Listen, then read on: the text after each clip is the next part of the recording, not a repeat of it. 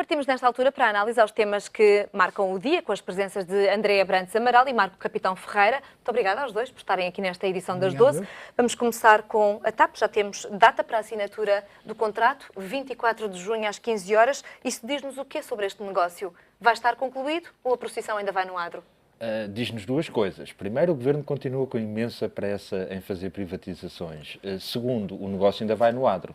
O negócio da TAP ainda vai ter imensos desenvolvimentos e eu não arriscaria um calendário para quando é que será efetivamente possível proceder à privatização da TAP. O que aí vem? Para quem não acompanha estes negócios e que são complexos, naturalmente, e que precisam ainda de mais algumas avaliações e avales, o que é que vem agora a seguir ao facto do Governo ter já dado o aval a este consórcio? Eu identificaria pelo menos 4 áreas de risco. Primeiro, a questão da propriedade, em que a Comissão Europeia pode ou não aceitar o desenho jurídico que está feito para o consórcio comprador e em que tem que se garantir o controle efetivo por parte do cidadão da União Europeia. A segunda área de risco tem a ver com as autoridades de concorrência, não tanto na Europa, em que eu acho que a operação passará sem grandes problemas, mas no Brasil, onde a TAP tem um peso importante e onde há uma operação da Azul que tem também uma certa expressão, é a terceira maior companhia brasileira.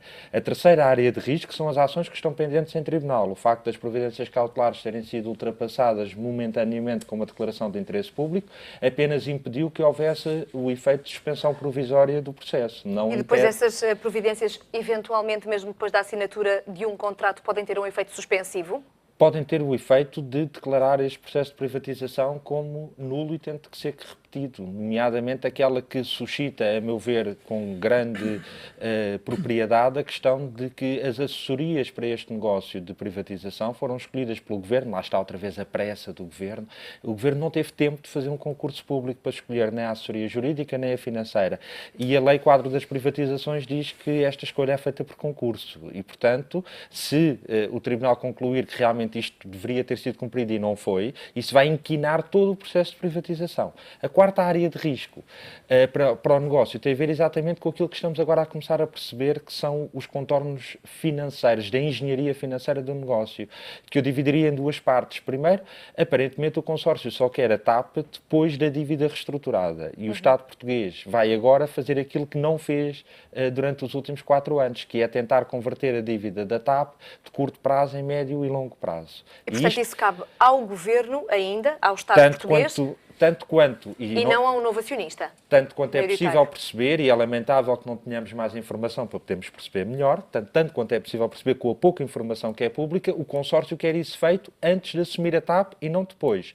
A segunda área de risco financeiro, eu diria que é um risco para o país, não tanto para a operação em si, que é saber exatamente como é que vai ser feita a recapitalização da TAP, porque isso, daquilo que é informação pública, é tudo menos claro como é que vai ser feita a recapitalização da TAP. Isto para dizer o quê?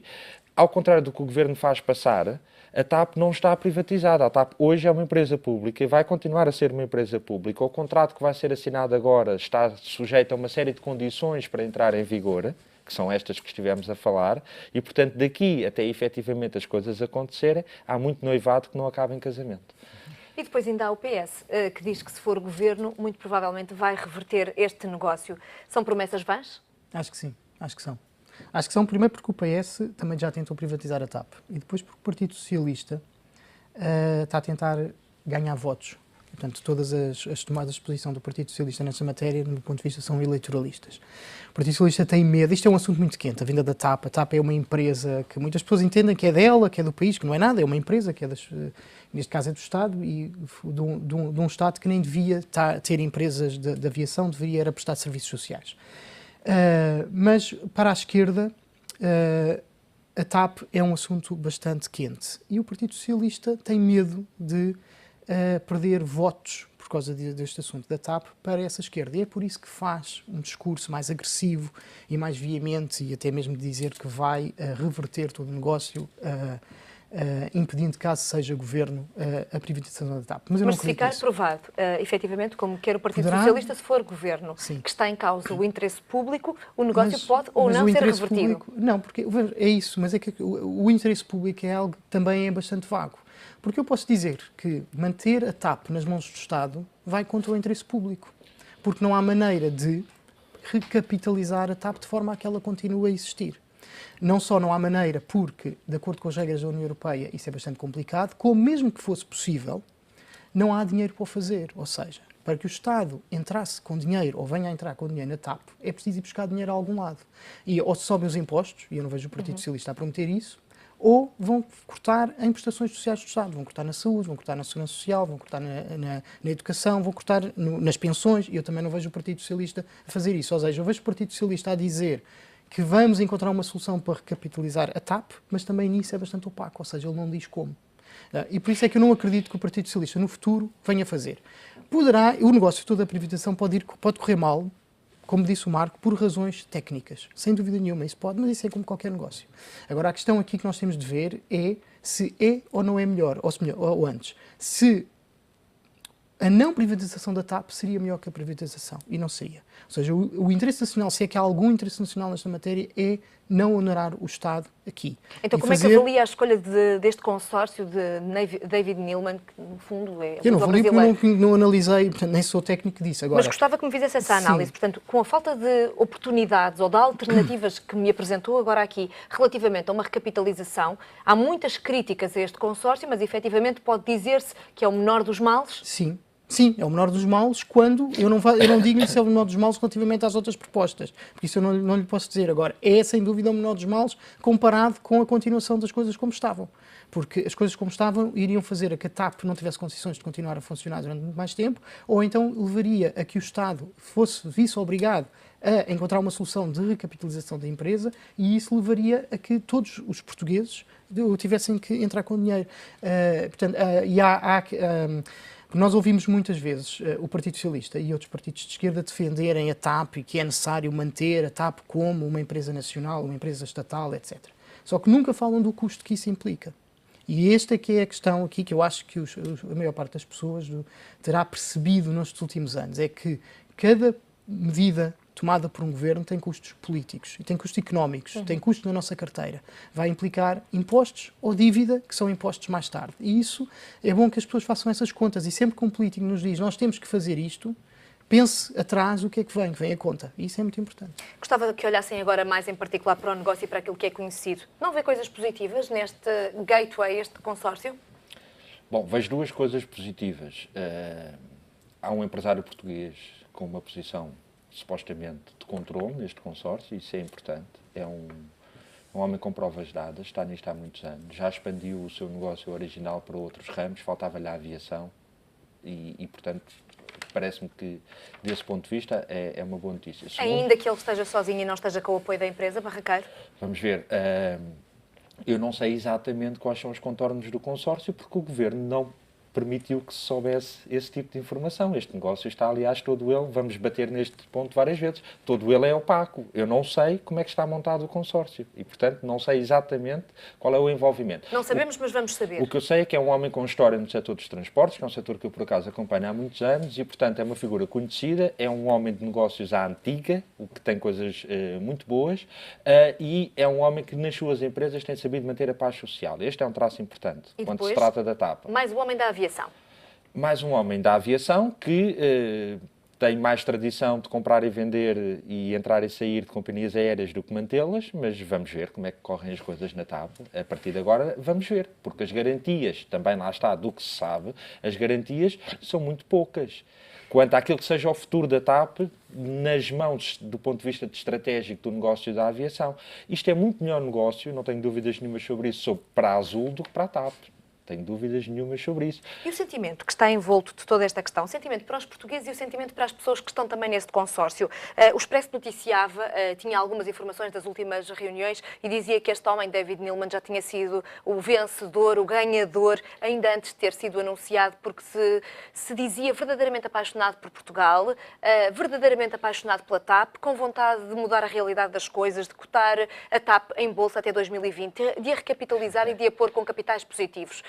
Parece-lhe que tudo isto também conta ou não? Eu acho que qualquer bom homem de negócios internacional é um bom vendedor primeiro de si próprio, e terá sido isso que aconteceu. Eu chamo a atenção que a Azul acabou de falhar a terceira tentativa de entrada em bolsa e, portanto, entre dizer que se vai entrar em bolsa e ter condições para se entrar em bolsa, vão duas ou três coisas bastante importantes. Desde logo a capacidade de atrair os investidores.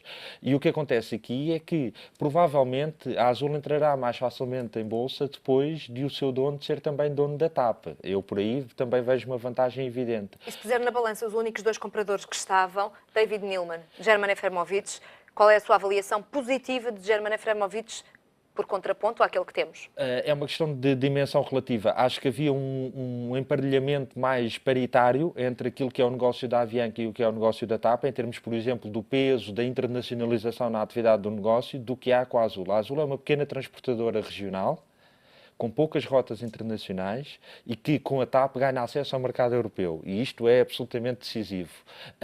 E, portanto, a Azul precisa mais da TAP do que a TAP precisa da Azul. Isto a mim preocupa-me, porque a TAP precisava de um sócio que a viesse servir e não tanto usá-la. Esta é a minha perspectiva.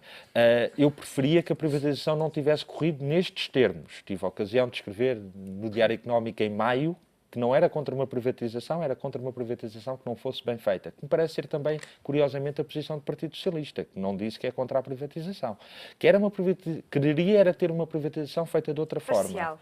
Sim. Entre estes dois concorrentes, a mim parece-me que há aqui um risco importante de instrumentalização da TAP ao serviço daquilo que são os outros interesses comerciais do seu acionista. Marco, sobre o valor, muito se tem dito, até se têm feito algumas piadas futebolísticas relativamente ao valor de encaixe do Estado. É ou não demagogia falar de 10 milhões de encaixe financeiro? Quem pagaria mais ou quem conseguiria encaixar mais com capitais próprios negativos de mais de 1.000 milhões?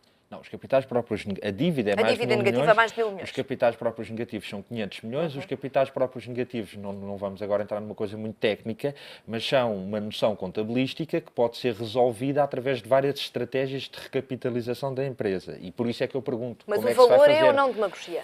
Não. Desde que se explica a diferença do que se está a dizer, está-se a vender por 10 milhões uma empresa que precisa de mais 500. E, no fundo, é isto. E, portanto, se a empresa não tivesse capitais próprios negativos, teria sido vendida na mesma operação agora por 510, em vez de 10. E, portanto, desde que se explica a diferença. Agora, que é verdade que o encaixe líquido, que, aliás, a Ministra das Finanças, muito displicentemente, disse que isso não interessava rigorosamente nada, porque, do ponto de vista do governo...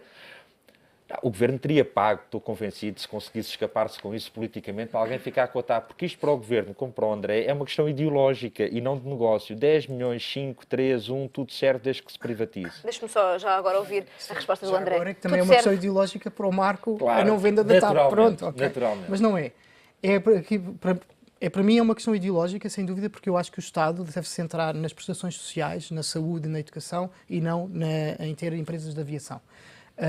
Mas, mais do que uma questão ideológica, é uma questão de bem-estar dos contribuintes. Ou seja, a TAP nas mãos do Estado implica uma fatura para os contribuintes.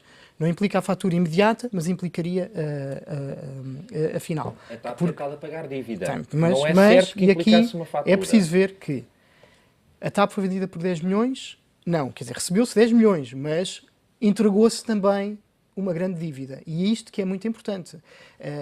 Já agora está-se a falar de futebol. Lembram-se todos que o Sousa Sinter, quando comprou, eu, se não me engano, era umas água luso, pagou um escudo. Não é? Mas pagou também toda a dívida que aquilo tinha. Portanto, aquilo era uma maneira de dizer que ele só tinha comprado por um escudo. Não é verdade. E o ganho não é apenas aquilo que se recebeu de imediato, é aquilo que se deixou de pagar, ou se vai deixar de pagar, se o negócio for em frente. Isto é um ganho enorme. É como uma pessoa que tem um enorme passivo e vende esse passivo. Muito bem. São esses dois lados da moeda que é importante também ouvir. É por isso que vos trazemos aqui. Muito obrigada por esta reflexão sobre a TAP, agora que sabemos que o contrato vai ser assinado no dia 24 de junho, às 15 horas. Muito obrigada. Obrigado.